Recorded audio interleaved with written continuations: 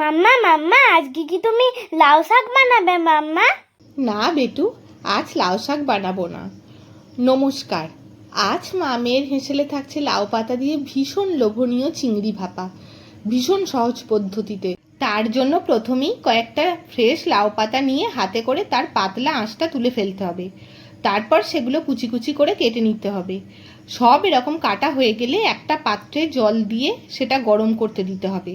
তাতে নুন ও কুচি করে রাখা পাতাগুলোও দিয়ে দিতে হবে। তারপর একটা ঢাকা দিয়ে সেটা সেদ্ধ করতে দিতে হবে। ততক্ষণে একটা শিলে কিছুটা সাদা সর্ষে ও কিছুটা কালো সর্ষে আর সাথে যে যেমন ঝাল খাবেন তেমন কাঁচা লঙ্কা দিয়ে ভালো করে মিহি করে বেটে নিতে হবে। তারপর ঢাকনা খুলে দেখব লাউ পাতাগুলো সেদ্ধ হয়ে গেছে। তারপর সেগুলো একটা পাত্রে ছেঁকে চিপে চিপে জলটাকে রেখে দিতে হবে। এখন একটা টিফিন বক্সে জল চিপে রাখা লাউ পাতা, বেটে রাখা সর্ষের পেস্টটা আর সাথে 4টে কাঁচা লঙ্কা এবং কয়েকটা চিংড়ি মাছ পরিমাণ মতো নুন, হলুদ গুঁড়ো, লঙ্কার গুঁড়ো, বেশ খানিকটা সর্ষের তেল দিয়ে সব ভালো করে মেখে নিতে হবে। তারপরে আবারও একটু তেল দিয়ে আর ওপর থেকে নারকেল কোড়া ছড়িয়ে ঢাকনা দিয়ে রেখে দিতে হবে।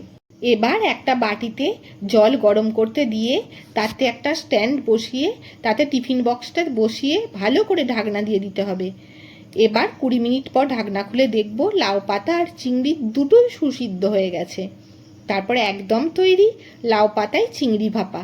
গরম ভাতের সাথে পরিবেশন করে দেখুন, ভালো লাগবেই।